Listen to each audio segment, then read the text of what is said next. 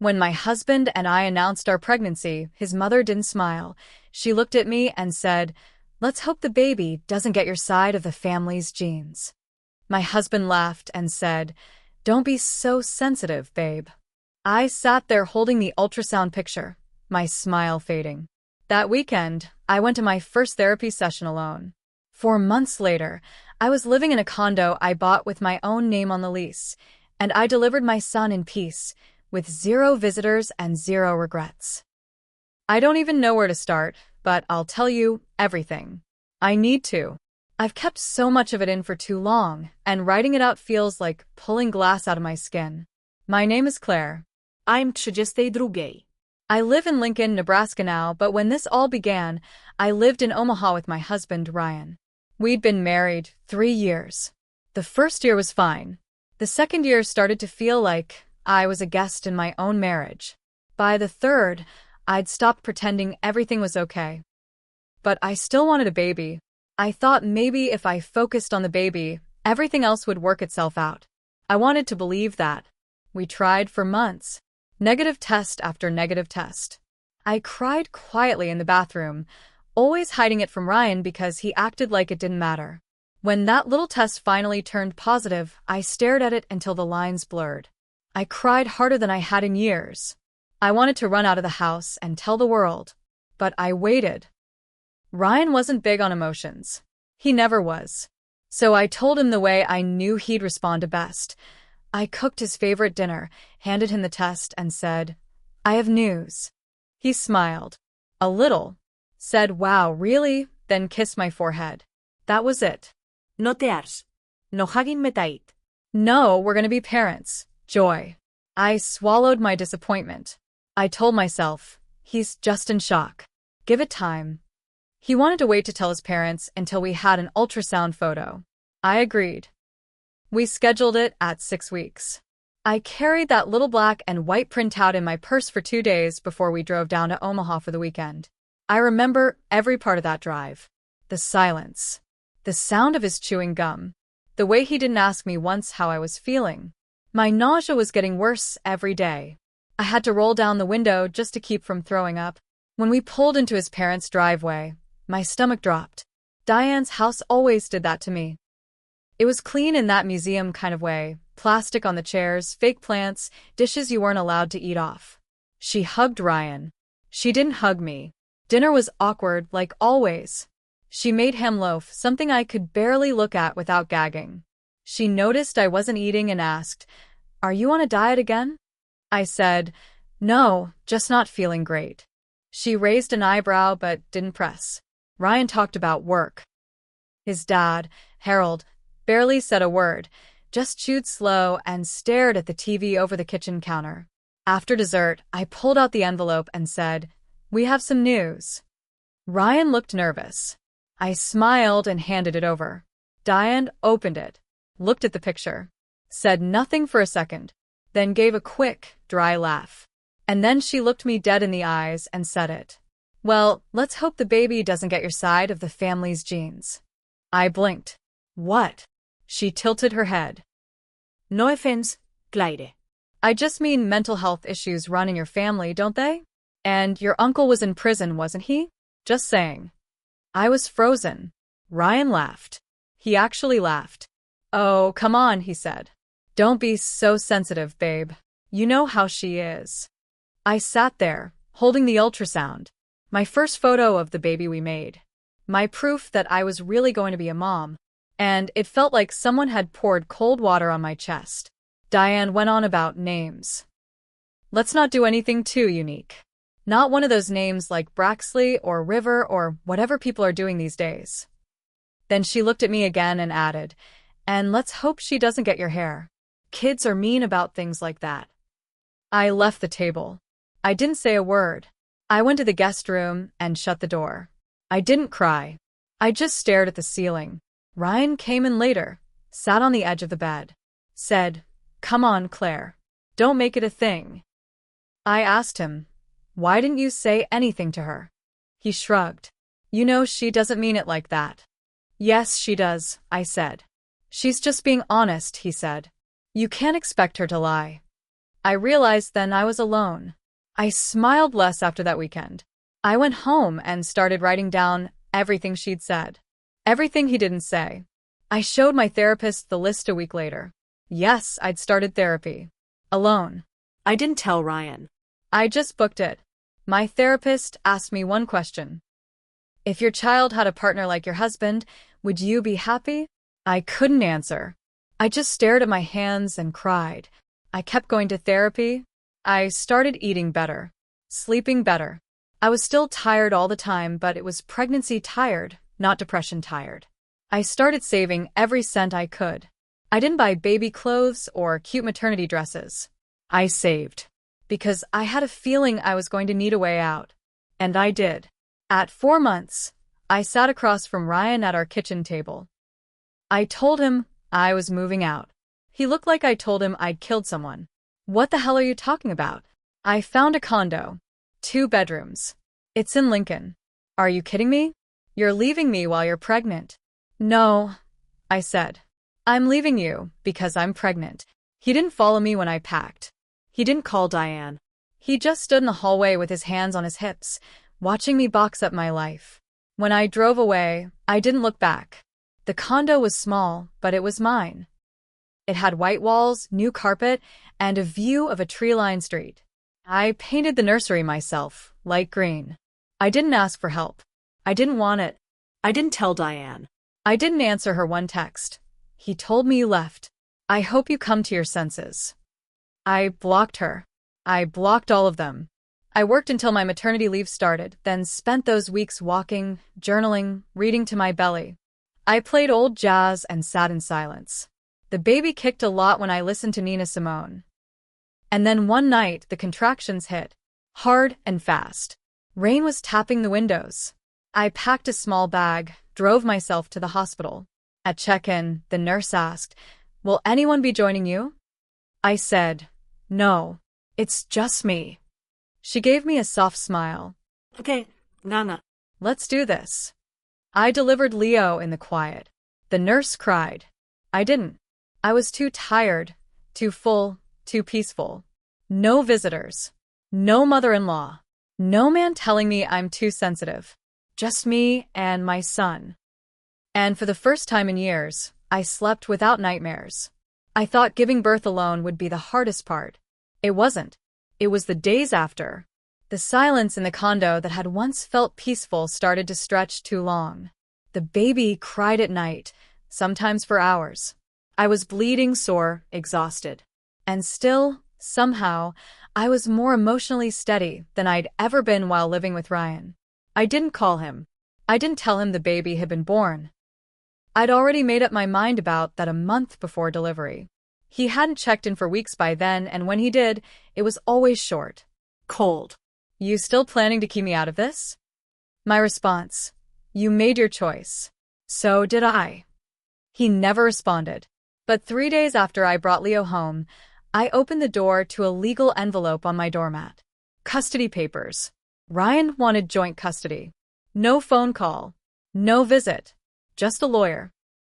I stood there barefoot, Leo asleep in the wrap against my chest, reading the letter with my stomach turning. I didn't understand. He hadn't even seen Leo. He didn't know his birth weight. He didn't ask if I was okay. But now he wanted joint custody? I called my therapist. I called a lawyer. I didn't have much money, but I had enough to get a consultation. The lawyer was blunt. If he's the biological father and if he pushes for it, he has rights. But if he hasn't established paternity or spent time with the child, that works in your favor. I asked him, what kind of man waits until after the baby is born, sends a lawyer, and still hasn't picked up the damn phone? He just looked at me and said, one who wants control. Not necessarily a child. I filed for sole custody the next day. Ryan showed up at the first hearing in a press suit, alone. No Diane. I almost didn't recognize him. He looked pale, tired, thinner than I remembered. He avoided my eyes until the judge asked him to speak. He said, I want to be in my son's life. I made mistakes. I didn't know Claire was serious about cutting me out. I stared at him, not blinking. He said mistakes like it was forgetting to take out the trash, not 3 years of dismissing me, letting his mother tear me down, and laughing when I was at my lowest. The judge asked me to speak. I stood up, holding the printout of Diane's text that said, "Hope you come to your senses." I held up Leo's hospital band. I told the court how I delivered him alone, how Ryan never came, never called, never even asked if we were safe. He wants rights, I said, but he never earned responsibility. The judge didn't rule that day. Said we'd need mediation. Said it would take time. That night, I lay in bed staring at the ceiling fan, thinking about what would happen if Ryan won. If he got weekends. If Diane got access to my baby. The thought made me sick. And then something happened that made everything worse. The next morning, I checked my mailbox and found a birthday card. It was from Diane. No return address. No signature. Just, "Happy first week to baby Leo. Hope he didn't get Claire's teeth." Inside was a photo. A photo of me and Ryan at our wedding when I didn't know she even had. She had taped it next to a printed-out picture of a chimpanzee. That was when I knew this wasn't over. They weren't done trying to get into our lives. And I wasn't done protecting my son. I took that card straight to my lawyer. He stared at it for a long time, shaking his head. "This is unhinged," he said. "And it may help your case if we can prove harassment or mental instability from a side of the family." He made a copy, documented the envelope and the photo. I didn't want to touch it again. I felt dirty just knowing she'd been thinking about me, digging through old wedding photos, printing out pictures of animals. She mailed that with a stamp, with purpose. I was done playing nice. Ryan showed up at the next mediation meeting with a new lawyer, sleek, expensive, out of town. He wouldn't look at me. He wore a fake calm, tapping a pen like he was just waiting to finish a meeting before heading to lunch. He claimed he'd tried to contact me and had been denied meaningful access to his son. I had the phone records ready. No missed calls. No texts. No visits. Just a letter from your lawyer demanding custody before the umbilical cord had even dried. The mediator looked uncomfortable. Ryan's lawyer asked if I had any intention of working out a shared schedule for the sake of the child. I said, not if he's going to hand my baby over to that woman who called him a chimp. That's when Ryan finally snapped. "She's my mother." She was joking. "You're seriously holding that against me?" "She was never joking," I said. "And you always defended her." He looked like he wanted to scream. Instead, he said something that finally peeled back the calm mask. "I think you're just bitter. Bitter that I moved on." It felt like a slap. The mediator raised his hand. "Excuse me. Can you clarify?" Ryan's lawyer leaned in, whispering something, but Ryan ignored him. "She didn't want to work on the marriage. She ran off, bought a condo like I was some one-night stand, and now she wants to play victim. I moved on. I'm seeing someone. And we plan to raise Leo together if we get joint custody." It hit me all at once. I felt cold. "You're seeing someone?" I asked slowly. He didn't answer, but his silence said enough. I walked out of that meeting. Later, I found out who she was. A girl named Kelsey, 26, worked at the car dealership where Ryan bought his truck. I found her Instagram in 5 minutes. And there it was, a photo of her holding a baby onesie. Caption, "Can't wait to meet our little guy." Our? I stared at that photo until my chest ached. I wasn't dealing with just Diane anymore. I wasn't even just dealing with Ryan. Now, there was a new woman.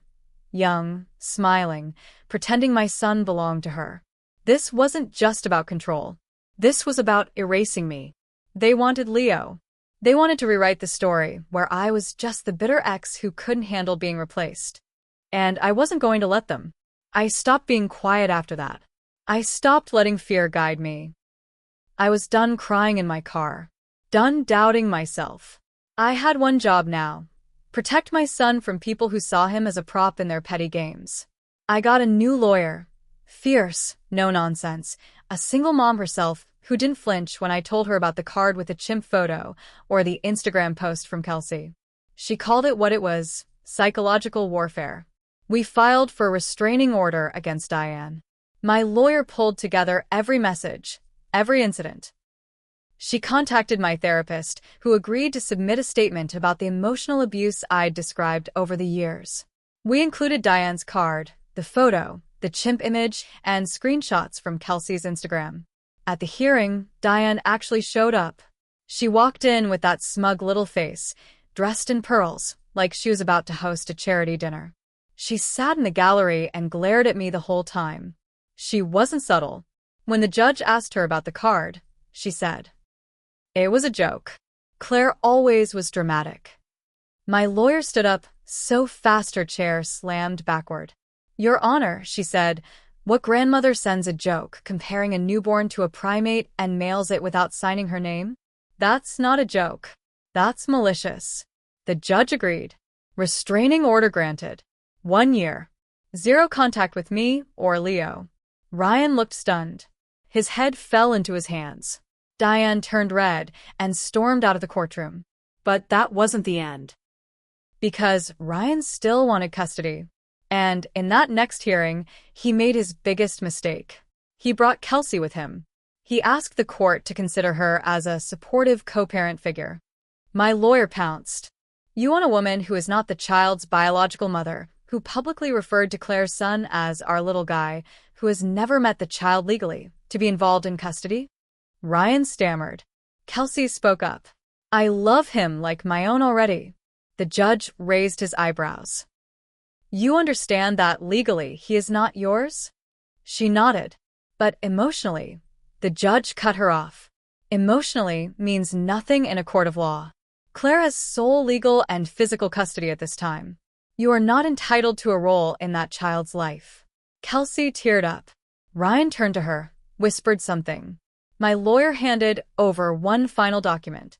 It was a message Kelsey had sent to a mutual acquaintance. I hadn't even known about it until that friend forwarded it. It said, "Claire doesn't deserve that baby. I'm going to raise him better than she ever could." The judge read it. Twice. Then he slammed the file shut. "I've seen enough," he said. "Claire, you are granted full legal and physical custody. Mr. Morgan, you may request supervised visitation pending a psychological evaluation and a parenting class. Ms. Kelsey is not to be present at any visitations." Ryan exploded. He stood up, yelling, "This is insane.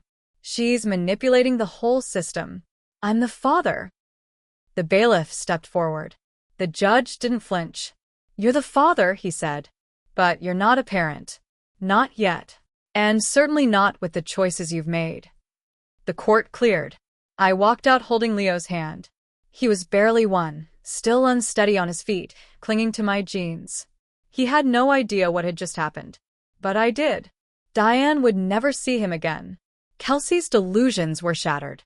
And Ryan?